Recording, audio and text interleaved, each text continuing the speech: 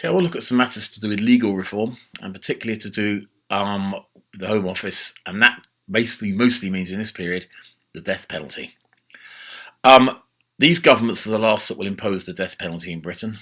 Henry Brooke would be the last Home Secretary to send someone to the gallows. And that's the first thing to recognise. It was actually the Home Secretary's decision. Life sentences were not an option really under law. They were an option for the Home Secretary. In other words, the penalty for murder was death, and then the Home Secretary had to decide whether to recommend mercy. What that actually meant was whether the person should hang or not. Now, the burden that would put on a succession of Home Secretaries would actually convince a number of them to become abolitionists after they'd left the job. James Chuter Eade, who'd been Labour's Home Secretary under Attlee, had kind of fudged the issue by appointing a Royal Commission. By the time that Royal Commission reported, opinion was already beginning to shift. There was a Labour MP, Sidney Silverman, we'll mention a lot, who basically conducted a kind of one-man campaign that built and built and built. Seemed to spend all his time putting forward private members' bills to try and get rid of the death penalty. That put a great deal of pressure on the government, I think. But greater pressure came actually because of a series of pretty grim miscarriages of justice that definitely weighed heavy on the Home Secretaries that had been responsible for them. The most notorious was the case of Derek Bentley, a young man who was hanged for the murder of a policeman, Sidney Miles. Now, Bentley didn't actually shoot Sidney Miles. Okay, it was another man, a young man called Christopher Craig, who had actually fired the gun. But Craig was too young to be hung, too young to be sentenced to death. And so Bentley was convicted of murder on what we call joint enterprise, primarily because he had said to Craig, let him have it, Chris. Now, what he probably meant by that was give the police the gun, don't do anything stupid. But of course, it's susceptible to misinterpretation, which I think it was. On top of that, frankly, Bentley was retarded, to use the language of the time, and possibly didn't even fully understand what was going on. It was a pretty grim miscarriage of justice.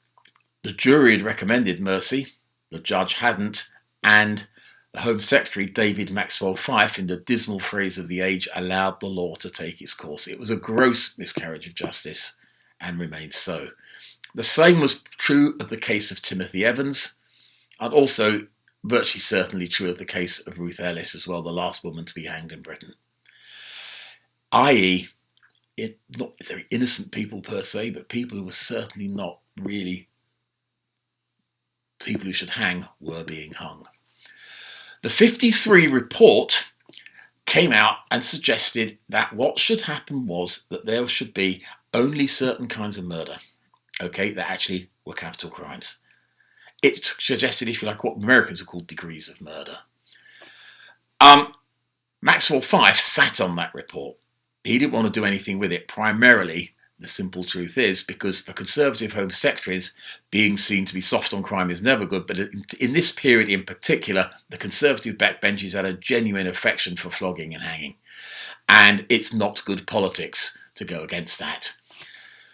However, by 1955, despite over the death penalty was mounting, the Home Secretary by then is Gwilym Lloyd George's son, and he rejected some of the findings of the Royal Commission. In response, Sidney Silverman moved a private member's bill. It was passed by the Commons but rejected by the Lords. It wouldn't get Commons time again automatically, therefore. Lloyd George introduced a bill as a compromise. That bill would finally come through under Rab Butler. It's the 1957 Homicide Act. Okay, and that kind of slightly overruled the Royal Commission anyway and said, look, what's going to happen is the death penalty for most forms of murder is now abolished. It created a new category of capital murder. And it also clarified the grounds on which homicide, killing people, wasn't murder. Some things like, let's say, loss of control or gross provocation or manslaughter, now became, make sure that any killing was not murder. After the passing of this act, in the 7 years that followed when hangings were carried out, 29 people were executed. In the 12 years before that, 180 people were. So it was a substantial reform. It was a stepping stone on the road to abolition. But there were still cases in which people were hung and hung when they probably were not guilty. A famous example is the case of James Hanratty. The last Home Secretary, as I said, to send people to the gallows was Henry Brooke. Actually, in doing so, whilst at the Home Office, he came to the conclusion the 57 Act was actually unworkable and would lead to anomalous and unfair sentences like he thought that of Hanratty's had been. By the time Sidney Silverman's 65 bill to abolish the death penalty came before the Commons under Labour, Brooke actually spoke in support of abolition. But it was not abolished under the Conservatives. Another issue was homosexuality. Homosexuality in Britain was illegal, but a known fact of life, because it is a fact of life. What that produced was a kind of secret homosexual underworld, famously Soho in London. There was a secret homosexual language, Polari. There was a practice of cottaging, men picking each other up on Clapham Common or public toilets. And it also led to the existence of known gays and bisexuals in public life who were kind of protected. My favourite examples would be two men who were actually friends. Tom Dryburgh, who was a Labour MP, and Bob Boothby, sometime lover of Dorothy Macmillan, by the way, who was bisexual. Everyone knew the truth about them, but as long as they didn't get caught, they were fine. The problem was that what this led to was people being subject to blackmail. And this led also to a fear of espionage. Alan Turing, famously, the guy, Bletchley Park, he committed suicide after having effectively been done for having homosexual sex. And there were then a series of prominent prosecutions in the mid-50s, the most famous being Lord Montague of Beaulieu. This led to the commissioning of the Wolfenden Report. Basically, this was commissioned once Maxwell Fyfe was gone, because he was rabidly anti-homosexual, as we'll see. And when Wolfenden reported in 1957, he recommended legalising homosexual acts between consenting adults in private. Butler was sympathetic, but politically very scared. Macmillan, I think, wanted it dropped, really. In the end, the Commons rejected it by a huge majority. A campaign by Judge Patrick Devlin said government should definitely intervene to make sure moral standards in society remained high.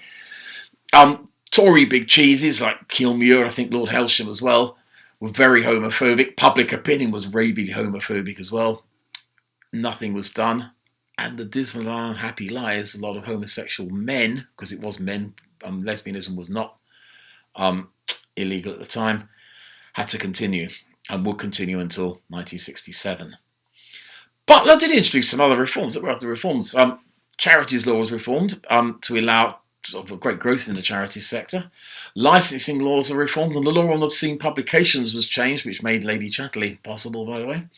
The Betting and Gaming Act allowed working classes basically to bet legally off course. Until this point, you'd only bet legally on course, actually on the race course or on the greyhound track, or if you could afford a creditor card with the bookmaker, which meant you could only do that if you were dead posh. It meant ordinary working class people broke the law every day, every week, by having bets illegally via what was called the bookies runner. Butler's Act finally said, well, look, let's acknowledge reality. Betting and gaming is going to happen. Let's at least legalise it. In a sense, the Conservative Home Office of these years has an air, and we'll discuss this when we look at the end of the Conservative period, of a government that's kind of slightly losing touch with a changing world. And I just want to use, to finish off, the example of the last Conservative Home Secretary, Sir Henry Brooke, who became something of a figure of fun for the satirists of the period. But he did kind of bring it on himself. He managed to deport the American comedian Lenny Bruce twice within 3 days. I don't know how, but he did. He pushed through the prosecution of Stephen Ward in the aftermath of the Profumo affair. Ward committed suicide. Pretty grim event, all told. Carmen Bryan was a young Jamaican woman who was convicted for shoplifting goods to the massive value of £2 whole, and under the terms of the newly passed Commonwealth Immigrants Act of 1962, was due to be deported. He imprisoned her for 6 weeks before he finally backed down. Home Office, are you listening? The King of Greece and his Mrs. King, as it were, the Queen, came and visit. There were protests because the King and Queen of Greece weren't actually very nice, and the monarchist regime was pretty horrible. And Brooke blamed it on, quote, a handful of communists, anarchists, beatniks, and members of the Campaign for Nuclear Disarmament. Some prisoners were imprisoned after they were attacked with a half-brick by a half-loony police officer, and in the subsequent trial, this officer and quite a lot of his colleagues lied through their teeth, committing perjury to ensure the convictions. When it finally came out, he still delayed the release of these people for a year. He was dead set against the Wolfenden Report, or indeed reform of the law of prostitution, which Wolfenden had also recommended.